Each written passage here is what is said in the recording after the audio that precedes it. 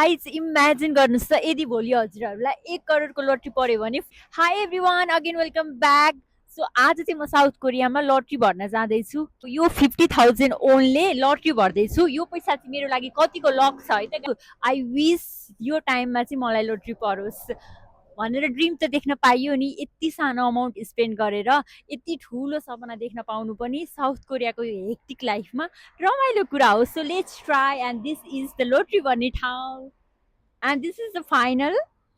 मैले चाहिँ भित्र गएर लोटो काटिसकेँ and I just got this one and I wish this time I got the lottery number. Anyway guys, लाइफै change गरेर खतरा बनाउनको लागि त हाम्रो हार्ड वर्क, स्किल र स्मार्ट डिसिजन नै हो। तर पनि कहिलेकाहीँ यस्तो सानो सानो कुराहरूले पनि हामीलाई एकदमै खुसी दिन्छ नि त। अब लाइक म यति दिनसँग वेट गर्दैछु भन्ने कुराहरूले कस्तो राम्रो फिल गराउँछ नि त। द्याट्स वे त्यही हो गाइज। सो आजको लागि यति नै। Bye, see you in my next video.